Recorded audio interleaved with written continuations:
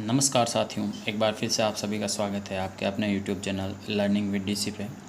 आज हम बात करेंगे बाल विकास से संबंधित महत्वपूर्ण प्रश्नों की अपनी सीरीज चल रही थी उसके दूसरे भाग के बारे में। देखिए, इसके एक या दो भाग और बन सकते हैं क्योंकि ये जो सारे सवाल चयनित किए गए हैं ये सारे के सारे या तो प्रीवियस ईयर में पूछे जा चुके हैं या फिर परीक्षा की दृष्टि से बहुत ज़्यादा महत्वपूर्ण है। चलिए तो बढ़ते हैं आज के पहले प्रश्न की ओर। पहला प्रश्न कह रहा है, बालकों की सोच अमूर्तता की अपेक्षा मूर्त अनुभवों एवं प्रतियों से होती है। इसमें आपको उम्र बताना है कब कब होती है। ऑप्शन है आपके 7 से 12 वर्ष तक, 12 से वयस्क तक, जन्म से 2 वर्ष तक और 2 से 7 वर्ष तक। तो इसका राइट आंसर हो जाएगा 7 से 12 वर्ष तक। ये बाल्यावस्था का काल है। इस दौरान बालक जो होता है अमूर्त की बजाय मूर्त चीज़ों पर ज़्यादा फोकस करता है। उसकी जो विचार शक्ति होती है वो मूर्त होती है और जैसे ही ये किशोरावस्था की ओर बढ़ता है तो फिर उसके बाद ये अमूर्तता में बदल जाती है। बढ़ते हैं आगे की ओर। क्वेश्चन नंबर 2 देखिएगा। क्वेश्चन नंबर 2 है, निम्न में से कौन सा कथन विकास के संबंध में सत्य नहीं है। आपके ऑप्शंस है, विकास अंत्यक्रिया का फल है, विकास एक व्यवस्थित श्रृंखला का अनुगामी है, विकास एक व्यक्तिगत प्रक्रिया है, विकास विशिष्ट से सामान्य की ओर होता है। तो देखिए, इसमें जो है आपका राइट ऑप्शन हो जाएगा ऑप्शन नंबर 4। विकास जो होता है वो सामान्य से विशिष्ट की ओर होता है। लेकिन यहाँ पर एक बात ध्यान रखिएगा कि आपका जो नैतिक विकास होता है, ये मोस्ट इम्पोर्टेंट क्वेश्चन है, जो आपका नैतिक विकास होता है वो हमेशा विशिष्ट से सामान्य की तरफ चलता है। एकमात्र ऐसा विकास है जो विशिष्ट से सामान्य की तरफ चलता है और बाकी जितने भी विकास होते हैं वो सारे के सारे सामान्य से विशिष्ट की ओर चलते हैं। तो इस चीज़ को ध्यान में रखिएगा। बढ़ते हैं क्वेश्चन नंबर 3 की तरफ। मनुष्य जीवन का आरंभ मूलतः घटित होता है। आपके ऑप्शंस हैं, 2 कोष से, केवल 1 कोष से, कई कोष से और कोई कोष से नहीं। तो इसका राइट आंसर हो जाएगा मनुष्य जीवन जो होता है वो केवल 1 कोष से अपना जीवन प्रारंभ करता है। ये रीत 2018 में पूछा गया था। मोस्ट इम्पोर्टेंट क्वेश्चन है, बालक कन्फ्यूज हो जाते हैं ऐसे सवालों में। देखते हैं क्वेश्चन नंबर 4। मनोविज्ञान किन दोनों के योगदान का परिणाम है, यानी किन दो जो ऑप्शन दिए गए हैं उनके योग का परिणाम जो है वो मनोविकास कहलाता है। तो ऑप्शन देखिएगा, अभिभावक और अध्यापक, सामाजिक एवं सांस्कृतिक कारकों पर, वंश क्रम व वातावरण, कोई नहीं। तो इसका राइट आंसर हो जाएगा जो भी विकास होता है या मनोविकास होता है वो वंश क्रम और वातावरण पर, या यूँ कहूँ कि वंशानुक्रम और वातावरण की अंत्यक्रिया इसका फल होता है। ठीक है, ये दिमाग में रखिएगा आप। पढ़ते हैं नेक्स्ट स्लाइड पे। क्वेश्चन नंबर 5 देखिएगा। फ्राइड, पियाजे एवं अन्य मनोवैज्ञानिकों ने व्यक्तित्व विकास की विभिन्न अवस्थाओं के संदर्भ में व्याख्या की, किंतु पियाजे के कुछ कथन हैं।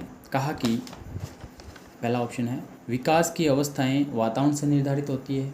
दूसरा ऑप्शन है, कहा कि शेष अवस्था के अनुभव ही अधिक प्रभावित करते हैं, बल्कि बाकी अवस्थाओं के सीमित प्रभाव होते हैं। तीसरा ऑप्शन है, विभिन्न अवस्थाओं को समझने के लिए संज्ञानात्मक बदलाव के बारे में कहा। और ऑप्शन चौथा, कोई नहीं। तो इसका राइट आंसर हो जाएगा आपके ऑप्शन नंबर 3, विभिन्न अवस्थाओं को समझने के लिए संज्ञानात्मक बदलाव के बारे में कहा। क्योंकि आपको पता होगा कि जीन पियाजे जो है संज्ञानात्मक विकास का प्रतिपादन करने के लिए जाने जाते हैं। ठीक है, फिर बढ़ते हैं क्वेश्चन नंबर 20 के बारे में। ये पहले के वीडियो में भी आ चुका है, एक बार फिर से इंपॉर्टेंट क्वेश्चन है ये। 20वीं शताब्दी को बच्चों की शताब्दी किसने कहा है। आपके ऑप्शन है, crow and Crow, William McDougall, Watson और विलियम जेम्स। तो इसका राइट आंसर हो जाएगा क्रो एंड क्रो ने इसको जो है 20वीं शताब्दी को बच्चों की या बालकों की शताब्दी कहा है। फिर देखिएगा क्वेश्चन नंबर 7 देखिएगा। शैक्षिक दृष्टिकोण से जीवन चक्र में बाल्यावस्था से अधिक कोई महत्वपूर्ण अवस्था नहीं है। ये कथन किसका है, ये इंपॉर्टेंट कथन है, ध्यान रखिएगा। तो इसके ऑप्शंस है आपके रोस, ब्लेयर जोन्स एवं सिम्पसन, गैसेल और किलपेट्रे। तो इसका राइट आंसर हो जाएगा ऑप्शन नंबर 2, ब्लेयर जोन्स व सिम्पसन। फिर बढ़ते हैं आगे नेक्स्ट स्लाइड की ओर। अगर इससे पहले का पार्ट आपने नहीं देखा है तो आई कार्ड में डाल दूंगा, आप जाके देख लीजिएगा ज़रूर। इससे पहले हम 50 सवाल देख चुके हैं जो महत्वपूर्ण हैं। आज ये इसका पार्ट दूसरा है। देखिए क्वेश्चन नंबर 8, कौन सी मनोविज्ञान की आधुनिक शाखा है। आपके ऑप्शंस हैं, विकासात्मक मनोविज्ञान, नैदानिक मनोविज्ञान, परा मनोविज्ञान और शिक्षा मनोविज्ञान। तो इसका राइट आंसर हो जाएगा ऑप्शन नंबर 3, परा मनोविज्ञान जो है वो आधुनिक शाखा मानी जाती है। इसको पैरानॉर्मल साइकोलॉजी भी बोला जाता है, जिसमें आपको भूत प्रेत वगैरह उन सारी चीज़ों या जो भी घटनाएं जो कि समझ से परे होती है सामान्य विज्ञान के, उनमें इसका अध्ययन किया जाता है पराविज्ञान मनोविज्ञान में। ठीक है, फिर बढ़ते हैं। इसके अलावा यहाँ पर नॉर्मल डेफिनेशन दी गई है। बाल मनोविज्ञान किसे कहते हैं, तो गर्भावस्था से किशोरावस्था तक का जो अध्ययन होता है वो बाल मनोविज्ञान कहलाता है। और जब हम बात करते हैं विकासात्मक मनोविज्ञान की, तो गर्भावस्था से वृद्धावस्था तक का जो अध्ययन होता है वो विकासात्मक मनोविज्ञान में गिना जाता है, ये ध्यान रखिएगा। फिर बढ़ते हैं क्वेश्चन नंबर 9 की तरफ। तो देखिए, बाल विकास मनोविज्ञान की एक शाखा है जिसमें व्यक्ति की जन्म पूर्व अवस्था से परिपक्व अवस्था तक होने वाले सभी परिवर्तनों का अध्ययन होता है। ये किसने कहा था? आपके ऑप्शंस हैं Burke, Crow and Crow, William McDougall और वाटसन। तो इसका राइट आंसर हो जाएगा ऑप्शन ए, बर्क ने ये परिभाषा दी थी। इंपॉर्टेंट है, ये पूछी जा चुकी है, इसको दिमाग में रखिएगा। फिर बढ़ते हैं क्वेश्चन नंबर 10 की तरफ। बाल विकास का सर्वप्रथम अध्ययन किसने किया? आपके ऑप्शंस हैं John lock, Stanley hall, work या बर्क और क्रो एंड क्रो। इसका राइट आंसर हो जाएगा जॉन लॉक जो है उन्होंने सबसे पहले बाल विकास पर अध्ययन किया था, जबकि स्टैनले हॉल आपको पता ही होगा, इनको किशोरावस्था का जनक माना जाता है। ठीक है, प्यूबर्टी एज का जनक माना जाता है। चलिए, अगर बाल विकास का सबसे पहले मनोवैज्ञानिक विवरण के बारे में पूछा जाए, जो जॉन लॉक है उन्होंने मनोवैज्ञानिक तरीके से नहीं किया था, नॉर्मली बताया था कि बाल विकास जैसी कोई चीज़ होती है, लेकिन अगर मनोवैज्ञानिक तरीके से पूछा जाए तो इसका राइट आंसर हो जाएगा पेस्टोलॉजी, जिसने अपने बच्चे पर अध्ययन किया था और उसके बाद में बाल विकास के बारे में मनोवैज्ञानिक विवरण दिया था। ये भी दिमाग में रखिएगा, क्वेश्चन पैटर्न समझिए और उसके हिसाब से उसका आंसर दीजिएगा। फिर बढ़ते हैं नेक्स्ट स्लाइड की तरफ, बढ़ते हैं क्वेश्चन नंबर 11 की तरफ। तो देखिएगा क्या कहता है क्वेश्चन नंबर 11। विकास की गति में विभिन्नता का नियम किसके द्वारा दिया गया? आपके ऑप्शंस हैं डगलस व Holland, crow and crow, Hurlock, निम्न में से कोई नहीं।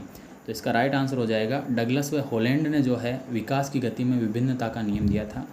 अभी देखिएगा, यहाँ पर 2 नियम और प्रचलित है, सतत विकास या निरंतरता का नियम या फिर सामान्य से विशिष्ट क्रिया का नियम। तो ये दोनों के दोनों जो नियम है हरलॉक के द्वारा दिए गए हैं, और हम पहले ही बात कर चुके हैं, हरलॉक के द्वारा प्रतिपादित कोई भी चीज़ बाल विकास में मोस्ट इंपॉर्टेंट मानी जाएगी। तो आपको ध्यान रखना है, इसके लिए कोई परिभाषा आती है, इसके द्वारा नियम दिया जाता है, तो आपको दिमाग में रखना है। फिर बढ़ते हैं क्वेश्चन नंबर 12 की तरफ। तो देखिएगा, विकास की कितनी अवस्थाएँ हैं? आपके ऑप्शंस हैं 3, 4, 5, 6। तो इसका राइट आंसर हो जाएगा विकास की 4 अवस्थाएं मानी गई है। विकास कौन सा? बाल विकास की बात हो रही है, ध्यान दीजिएगा वर्डिंग पे। बाल विकास की कितनी अवस्थाएं हैं? तो यहाँ पर बाल विकास की 4 अवस्थाएं हैं। एक शैशवावस्था हो गई, बाल्यावस्था हो गई, किशोरावस्था हो गई और एक गर्भावस्था हो गई। ठीक है, गर्भावस्था से लेकर और आपके किशोरावस्था तक का जो अध्ययन है वो सारा का सारा बाल विकास में गिना जाता है। फिर बढ़ते हैं क्वेश्चन नंबर 13 की तरफ। भ्रूण अवस्था का समय होता है, ऑप्शन है आपके जन्म से 2 सप्ताह, 3 से 8 सप्ताह, 8 सप्ताह से जन्म पूर्व और कोई नहीं। तो इसका राइट आंसर हो जाएगा 3 से 8 सप्ताह तक की जो प्रेगनेंसी होती है वो भ्रूण अवस्था कहलाती है। फिर देखिएगा, बीजावस्था कहाँ पर आती है? तो जब गर्भाधान होता है तो वो कहलाती है बीजावस्था, या फिर इसको कहते हैं भ्रूण अवस्था, या फिर इसको कहते हैं गर्भस्थ शिशु। ठीक है, फिर अगला क्वेश्चन देखिएगा, क्वेश्चन नंबर 14।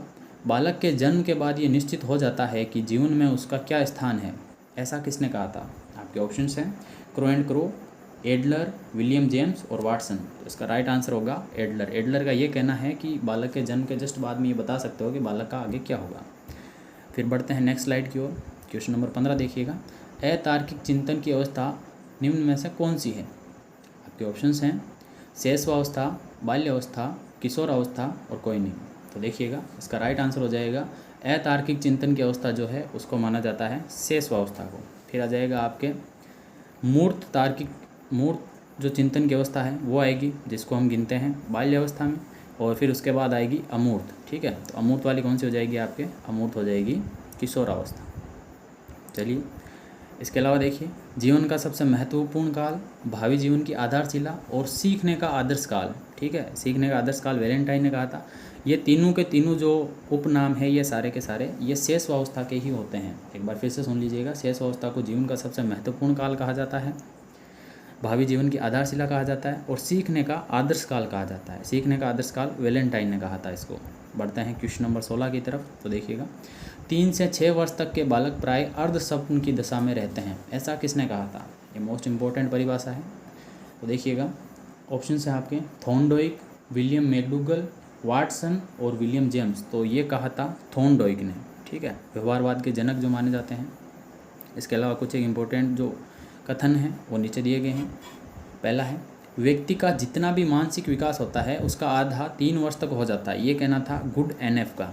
ठीक है, उसके बाद है 5 वर्ष की अवस्था शरीर तथा मस्तिष्क के लिए बड़ी ग्रहणशील होती है, ये कहना था न्यूमैन का। तो इसको भी दिमाग में रखिएगा। बढ़ते हैं क्वेश्चन नंबर 17 की तरफ। निम्न में से कौन सी विशेषता शेष अवस्था की नहीं है? आपके ऑप्शंस हैं दूसरों पर निर्भरता, आत्म प्रेम की भावना, संवेग का प्रदर्शन और निरुद्देश्य भ्रमण। तो यहाँ पर नहीं है पूछा गया है, तो शेष अवस्था पूछा गया है, तो ध्यान रखिएगा इसमें ऑप्शन हो जाएगा ये डी, निरुद्देश्य भ्रमण। ये आता है आपके बाल्य अवस्था में। किस में आता है? बाल्य अवस्था में बालक जो होता है वो निरुद्देश्य भ्रमण करता है, ना कि शेष अवस्था में। इसके अलावा और क्या क्या चीज़ें पाई जाती है? तो देखिए, शेष अवस्था में आपके शारीरिक व मानसिक विकास तेज होता है, दोहराने की प्रवृत्ति पाई जाती है, बालक जो होता है स्व केंद्रित होता है या ईगो सेंट्रिक होता है। ठीक है, अहम केंद्रित भाव पाया जाता है और नैतिकता का अभाव होता है। ध्यान रखिएगा, छोटा बालक जो होता है शेष अवस्था में, उसमें नैतिकता नहीं पाई जाती है। बढ़ते हैं क्वेश्चन नंबर 18 की ओर। क्वेश्चन नंबर 18 कह रहा है, सिगमंड फ्राइड ने किस अवस्था को निर्माणकारी काल कहा है? आपके ऑप्शन हैं शेष अवस्था, बाल्य अवस्था, किशोर अवस्था और इसमें से कोई नहीं। तो इसका राइट आंसर हो जाएगा, सिगमंड फ्राइड ने जो है बाल्य अवस्था को क्या कहा है? निर्माणकारी काल कहा है, कि बालक का निर्माण जो होता है वो बाल्य अवस्था के दौरान ही होता है। इसके अलावा जीवन का अनोखा काल, ये भी बाल्य अवस्था को ही कहा जाता है। ये जीवन का अनोखा काल नाम दिया था कोल व ब्रुश ने। ये परिभाषा पूछी गई है रीट में, दिमाग में रखिएगा इसको। फिर बढ़ते हैं क्वेश्चन नंबर 19 की ओर। इंपॉर्टेंट क्वेश्चन है, अडोलसेंस नामक पुस्तक के लेखक कौन हैं? आपके ऑप्शन हैं John Locke, option B Stanley Hall, option C Burg और option D Crow and Crow. तो इसका राइट आंसर हो जाएगा, देखिए अडोलसेंस जो होता है ये संबंधित है किशोरावस्था से, और किशोरावस्था के जनक आपको पता ही होगा स्टैनली हॉल है, इसलिए ये पुस्तक भी किसके द्वारा लिखी गई है? स्टैनली हॉल के द्वारा। इसके अलावा देखिएगा, इन्होंने जो है किशोरावस्था के बारे में कुछ चीज़ें बताई हैं, उनके बारे में देख लेते हैं कि किशोरों में जो भी मानसिक और संवेगात्मक परिवर्तन होते हैं वे अकस्मात होते हैं। किशोरावस्था प्रबल दबाव, तनाव, तूफान व संघर्ष की अवस्था है। एक नया जन्म है, क्योंकि इसमें उच्चतर व श्रेष्ठतर मानव की विशेषता जो है वो झलक दिखाई देती है, उसकी प्रकृति होती है। तो ये जो है परिभाषाएं या ये जो कथन है किशोरावस्था के बारे में, ये भी स्टैनली हॉल के द्वारा ही दिए गए हैं। ये इंपॉर्टेंट होंगे क्योंकि किशोरावस्था का जो जनक है वो स्टैनली हॉल को माना जाता है, इसलिए किशोरावस्था में जितने भी डेफिनेशन होंगे स्टैनली हॉल के, वो सारे के सारे इंपॉर्टेंट होंगे।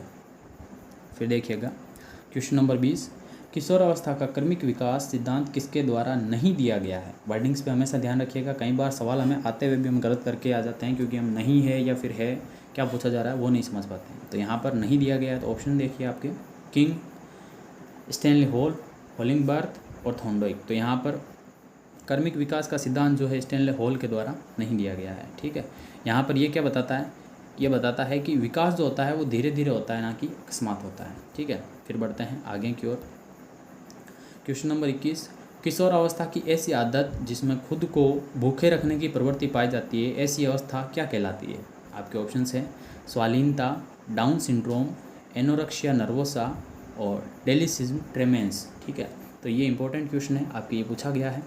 इसका राइट आंसर हो जाएगा आपका एनोरेक्सिया नर्वोसा। ठीक है, इसमें देखिए दो कंडीशन पाई जा सकती है। एक तो जो होता है कि बालक भूखा रहता है, बालक या बालिका, उसको ऐसा लगता है कि मेरा वेट बढ़ रहा है, जबकि वो सूख के लकड़ी हो जाता है, या फिर वो कंटिन्यूस खाता ही रहता है। दो कंडीशन जो है ये किशोरावस्था में देखने को मिलती है। एक तरह के सिंड्रोम कह सकते हो आप इनको, मानसिक समस्याएं। अब देखिएगा, अगर दूसरे लोगों से बातचीत करने पर जुड़ने की क्षमता को कम करने संबंधी समस्या है, यानी दूसरों से घुल मिल नहीं पाता है, तो उसको कहा जाता है स्वालीनता। इसको भी दिमाग में रखिएगा। बढ़ते हैं क्वेश्चन नंबर 22 की तरफ। क्वेश्चन नंबर 22 है, निम्नलिखित में से किस तकनीक के अंतर्गत एक बच्चा किसी चीज़ को हासिल करता है जिसे बाद में वह अपने इच्छुक चीज़ें, कार्य या लाभ में बदल सकता है? आपके ऑप्शंस हैं टोकन इकोनॉमी, गठन करना, विलोपन करना और अप्रकट संवेदीकरण। तो इसका राइट आंसर हो जाएगा, इसको कहते हैं टोकन इकोनॉमी। ठीक है, टोकन इकट्ठे करना, ऐसे याद रख सकते हो आप इसको।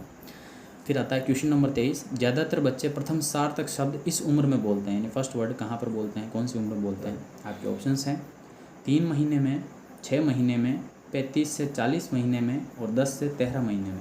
तो इसका राइट आंसर हो जाएगा, जब बालक 10 से 13 महीने का होता है, तकरीबन 1 साल का होता है, उस दौरान ये प्रथम सार्थक शब्द बोलता है। बढ़ते हैं नेक्स्ट स्लाइड की ओर। क्वेश्चन नंबर 24 देखिएगा, आनुवांशिकता की इकाई है। आपके ऑप्शंस हैं क्रोमोसोम, निषेचित अंडा, जीन और युग्मनज। तो इसका राइट आंसर हो जाएगा ऑप्शन नंबर 3, जो आनुवांशिकता की इकाई होती है उसको जीन कहा जाता है। बढ़ते हैं क्वेश्चन नंबर 25 की तरफ। बाल्यावस्था के दौरान अपने तथा दूसरों के नज़रिए में फ़र्क करने में अयोग्यता को दर्शाता है। यहाँ पर ऑप्शन है आपके, अयोग्यता को कौन दर्शाता है? केंद्रस्थ, आत्म केंद्रस्थ जिसको ईगोसेंट्रिसिज्म कहते हैं, और जनात्मवाद, इनमें से कोई नहीं। तो इसका राइट आंसर हो जाएगा ऑप्शन बी, आत्म केंद्रस्थ या ईगोसेंट्रिसिज्म। यानी बाल्यावस्था के दौरान हम पहले बात कर चुके हैं कि बालक जो होता है वो ईगोसेंट्रिक होता है, ठीक है, और ईगोसेंट्रिक होने की वजह से वो दूसरों के और अपने नज़रिए में ढंग से फ़र्क नहीं कर पाता है, वो खुद को ही हमेशा सही मानता है। फिर आता है क्वेश्चन नंबर 26, बाल विकास की प्रकृति किस प्रकार की है? ऑप्शन है आपके सैद्धांतिक, अवैज्ञानिक, वैज्ञानिक और इनमें से कोई नहीं। तो इसका राइट आंसर हो जाएगा बाल विकास की जो प्रकृति है वो वैज्ञानिक है। क्वेश्चन नंबर 27, किशोर अध्ययन के साथ साथ रेडियो, टीवी आदि सुनना पसंद करते हैं, यह कथन किसका है? इंपॉर्टेंट क्वेश्चन है, देखिएगा ऑप्शन, जीन पियाजे, कोल सेनिक, किलपेट्रिक और जे थॉमसन। तो इसका राइट आंसर हो जाएगा जीन पियाजे ने यह कहा था कि किशोर जो होते हैं वो अध्ययन के साथ साथ रेडियो, टीवी या किसी प्रकार का म्यूजिक वगैरह सुनना पसंद करते हैं।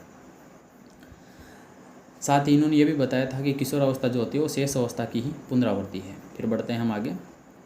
क्वेश्चन नंबर 28, बालक के जन्म के बाद ये निश्चित हो सकता है कि जीवन में उसका स्थान क्या है, यह परिभाषा किसने दी थी?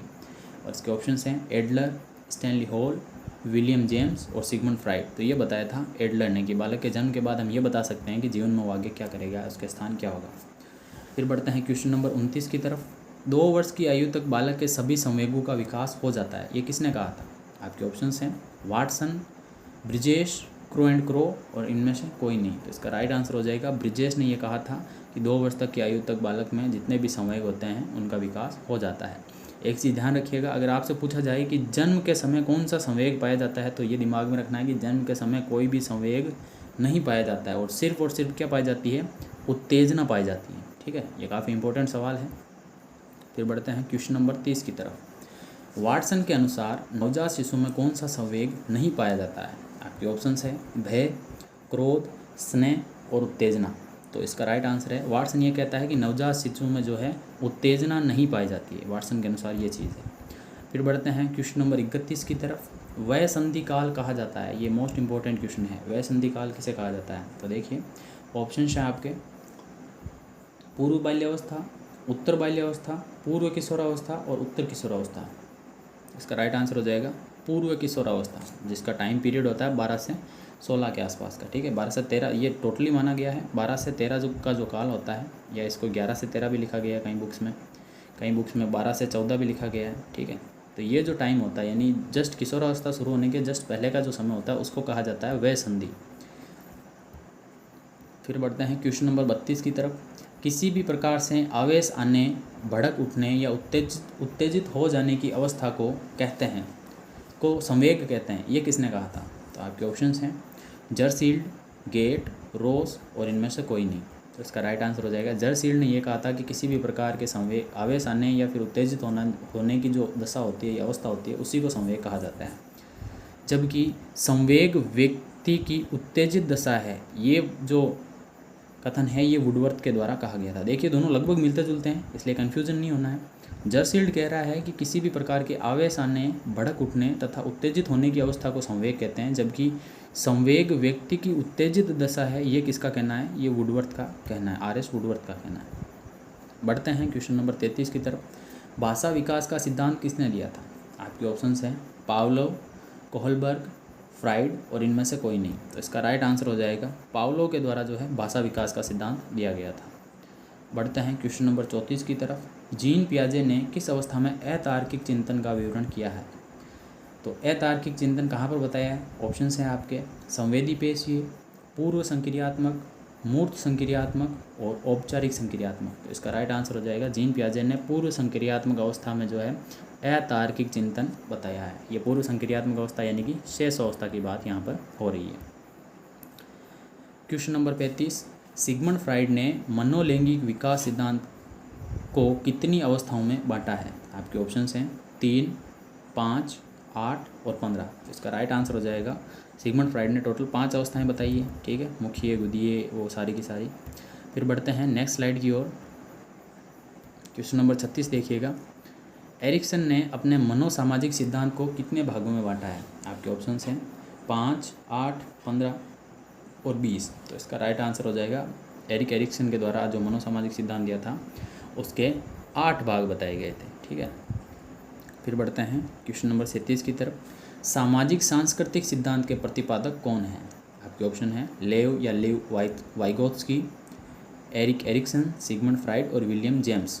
तो इसका राइट आंसर हो जाएगा आपके सामाजिक सांस्कृतिक सिद्धांत जो है वो लेव वाइगोत्स्की के द्वारा दिया गया था। और इसका एक मोस्ट इम्पोर्टेंट जो अन्य नाम है वो भी आपको दिमाग में रखना है। इसका अन्य नाम है समीपस्थ विकास का सिद्धांत। ये पूछा गया है, नाम जो है सामाजिक सांस्कृतिक सिद्धांत की जगह ये पूछा गया था कि समीपस्थ विकास का सिद्धांत किसके द्वारा दिया गया था। तो लेव वाइगोत्स्की का सिद्धांत है, उसी का दूसरा नाम है समीपस्थ विकास का क्षेत्र सिद्धांत। ठीक है, बढ़ते हैं क्वेश्चन नंबर 38 की तरफ। लॉरेंस कोहलबर्ग ने नैतिक विकास सिद्धांत को कितने भागों व अवस्थाओं में बांटा है? काफ़ी अच्छा सवाल है। देखिए आपके ऑप्शंस हैं 3 भाग व 6 अवस्थाएं, 6 भाग व 3 अवस्थाएं, 4 भाग व 8 अवस्थाएं और 8 भाग व 4 अवस्थाएं। तो इसका राइट आंसर है ऑप्शन नंबर 1। इन्होंने 3 तो भाग बताए थे और टोटल कितनी अवस्थाएं बताई थी? 6 अवस्थाएं बताई थी। तो ऑप्शन ए इसका राइट हो जाएगा। बढ़ते हैं नेक्स्ट स्लाइड की ओर। Question number 39। माता पिता की शारीरिक व मानसिक विशेषताओं का संतान में हस्तांतरण होना ही वंशानुक्रम है। ये परिभाषा किसकी है? आपके ऑप्शंस हैं James Drever, Peterson, Crow and Crow और कोई नहीं। तो इसका राइट आंसर हो जाएगा ये जेम्स ड्रेवर की परिभाषा है कि माता पिता की जो अनुवांशिकी और मानसिक विशेषताएं हैं वो जो है जब बालक में हस्तांतरित हो जाती है तो यही प्रक्रिया क्या कहलाती है? वंशानुक्रम कहलाती है। देखिए नीचे एक पीटरसन का कथन भी लिखा गया है जो कि इम्पोर्टेंट है, देखिएगा। व्यक्ति अपने माता पिता के माध्यम से पूर्वजों की जो विशेषता प्राप्त करते हैं उससे ही वंशानुक्रम कहा गया है। ये जो कथन है ये किसके द्वारा कहा गया है? ये पीटरसन के द्वारा कहा गया है, इसको दिमाग में रखिएगा। बढ़ते हैं क्वेश्चन नंबर 40 की तरफ। वंशानुक्रम का कौन सा सिद्धांत माता पिता के विपरीत गुणों को प्रदर्शित करता है? ऑप्शन है आपके समानता का सिद्धांत, प्रत्यागमन का सिद्धांत, अर्जित गुणों का स्थानांतरण और भिन्नता का सिद्धांत। तो इसका सीधा सा आंसर हो जाएगा प्रत्यागमन का जो सिद्धांत है ये बताता है कि जैसे माता पिता होंगे उनका रिवर्स जो है वो संतान देखने को मिलेगी या उनके उल्टे गुणों की संतान पैदा होगी। बढ़ते हैं क्वेश्चन नंबर 41 की तरफ। वातावरण में वे सभी तत्व आ जाते हैं जिन्होंने व्यक्ति को जीवन में आरंभ करने के समय प्रभावित किया है। ये परिभाषा किसकी है? आपके ऑप्शंस हैं वुडवर्थ, रोस, पेस्टोलॉजी और रेमंड। इसका राइट आंसर हो जाएगा ये परिभाषा है आर एस वुडवर्थ की। वुडवर्थ ये कहते हैं कि वातावरण में वे सभी तत्व आ जाते हैं जिन्होंने व्यक्ति को जीवन आरंभ करने के समय से प्रभावित किया है। बढ़ते हैं क्वेश्चन नंबर 42 की तरफ। परिवार शिक्षा का सर्वोत्तम स्थान है एवं बालक का प्रथम विद्यालय जो है परिवार होता है। तो ये कथन किसका है? आपके ऑप्शंस हैं पेस्टोलॉजी, फ्रोबेल, क्रो एंड रोज। तो इसका राइट आंसर हो जाएगा ये कथन किसका है? पेस्टोलॉजी का। पेस्टोलॉजी ने कहा था कि परिवार ही शिक्षा का सर्वोत्तम स्थान है और बालक का प्रथम विद्यालय भी परिवार ही होता है। क्वेश्चन नंबर 43 देखिए। विद्यालय एक बाग के समान है तथा शिक्षक का स्थान माली व पौधे बच्चे के समान है, ऐसा किसने कहा था? ऑप्शन है आपके पेस्टोलॉजी, फ्रोबेल, क्रो एंड रोज। तो इसका राइट आंसर हो जाएगा ऐसा कहा था फ्रोबेल ने। ठीक है, ये इसको ऐसे याद रख सकते हो। माली क्या तोड़ेगा? फूल तोड़ेगा, फूल से फ्रोबेल याद रख सकते हो आप। फिर बढ़ते हैं क्वेश्चन नंबर 44 की तरफ। श्रीमती हरलोक ने विकास क्रम में होने वाले परिवर्तनों को कितने भागों में बांटा है? ऑप्शन है आपके 1, 2, 3 या 4। तो इसका राइट आंसर हो जाएगा श्रीमती हरलोक ने जो विकास के क्रम में परिवर्तन होते हैं उनको 4 भागों में बांटा है। कौन कौन से परिवर्तन जो है चारों भाग देख लेते हैं एक बार के लिए। एक तो आकार में परिवर्तन, दूसरा अनुपात में परिवर्तन, तीसरा पुराने चिन्हों का लोप और चौथा है नवीन चिन्हों का उदय। बढ़ते हैं क्वेश्चन नंबर 45 की तरफ। व्यक्ति का विकास में कोई हाथ नहीं होता बल्कि प्रकृति पर ही सब कुछ निर्भर है, ये किसका कहना है? ये कथन किसका है? आपके ऑप्शंस हैं डार्विन, मेंडल, लेमार्क, इनमें से कोई नहीं। तो इसका राइट आंसर हो जाएगा ऐसा कथन कहा था डार्विन ने। डार्विन कहता है कि प्रकृति ही सब कुछ करती है। इन्होंने जो है नेचर सिलेक्शन का एक रूल भी दिया था कि प्रकृति जिसको चयन करती है वही आगे जीवित रहता है और बाकी सारे नष्ट हो जाते हैं। बढ़ते हैं 46 की तरफ। ये इंपॉर्टेंट सवाल है, दिमाग में रखिएगा इसको बिल्कुल। सवाल कह रहा है बहिर्दर्शन विधि के प्रवर्तक कौन हैं? ऑप्शन है आपके वाटसन, ड्रेवर, रूसो और टर्मन। तो इसका राइट आंसर हो जाएगा वाटसन। बहिर्दर्शन विधि के प्रवर्तक कौन है? वाटसन है। आपको बताओ बहिर्दर्शन विधि की वजह से ही जो है मनोविज्ञान को एक उचित विज्ञान का दर्जा मिला था। ये सारा वाटसन के जो प्रयास थे उन्हीं कारणों से संभव हो पाया था, इसलिए इंपॉर्टेंट सवाल है। फिर बढ़ते हैं क्वेश्चन नंबर 47 की तरफ। विकास किस क्रम में संपन्न होता है? ऑप्शन है आपके सिर से पैर, पैर से सिर, पैर से पैर और सिर से सिर। तो इसका राइट आंसर हो जाएगा सिर से पैर की तरफ, ठीक है। फिर बढ़ते हैं, इसको सिफेलोकोडल विकास बोला जाता है, सिफेलोकोडल, ठीक है। और एक केंद्र से बाहर की तरफ होता है जिसको प्रोक्सिमोडिस्टल बोला जाता है। बढ़ते हैं क्वेश्चन नंबर 48 की तरफ। जन्म के समय शिशु की लंबाई कितनी होती है? आपके ऑप्शंस हैं 16 इंच, 19 इंच, 25 इंच, इनमें से कोई नहीं। इसका राइट आंसर हो जाएगा जन्म के समय जो शिशु की लंबाई होती है वो मात्र 19 इंच होती है, ठीक है। अभी last and second last question के बारे में बात कर लेते हैं। मूल प्रवृत्तियों के जनक कौन है? ये काफ़ी इंपॉर्टेंट सवाल है और ये पूछा भी जा चुका है बहुत बार प्रीवियस एग्जाम्स में। तो देखिए, मूल प्रवृत्तियों में ऑप्शन है आपके William McDougall, crow and crow, Sigmund Freud, इनमें से कोई नहीं। तो सभी को पता है मूल प्रवृत्तियाँ किसके द्वारा दी गई थी? विलियम मैकडूगल के द्वारा दी गई थी। टोटल 14 मूल प्रवृत्तियाँ बताई थी इन्होंने। फिर आता है क्वेश्चन नंबर 50। आत्मगौरव मूल प्रवृत्ति है तो उससे संबंधित संवेग कौन सा होगा? तो इसका ऑप्शन है आपके लिए क्रोध, आत्महीनता, श्रेष्ठता की भावना और कोई नहीं। तो अगर आत्मगौरव की बात हो रही है, ठीक है, अगर आत्मगौरव की बात हो रही है तो उसका राइट आंसर हो जाएगा आत्मगौरव के लिए मूल प्रवृत्ति के लिए संवेग क्या हो जाएगा? श्रेष्ठता की भावना हो जाएगा। तो ऑप्शन सी यहाँ पर या ऑप्शन 3 यहाँ पर राइट हो जाएगा, श्रेष्ठता की भावना। तो ये यहाँ पर हमारे आज के 50 सवाल कंप्लीट हो जाते हैं। इसके नेक्स्ट पार्ट में जब पार्ट 3 आएगा तो उसमें हम और जो अच्छे अच्छे सवाल होंगे उनमें से टॉप 50 को उठाएंगे और उनको सॉल्व करवाएंगे। और ये होने के बाद हम सारे जितने भी वैज्ञानिक हैं जिन्होंने जितने भी बाल विकास के सिद्धांत वगैरह दिए हैं उनके लिए भी पर्टिकुलर वीडियोस लेके आएंगे। तो अगर आपको कंटेंट पसंद आ रहा है तो आप बिल्कुल चैनल सब्सक्राइब कीजिए और शेयर करना बिल्कुल ना भूलिएगा। मिलते हैं अगले वीडियो में, तब तक के लिए जय हिंद।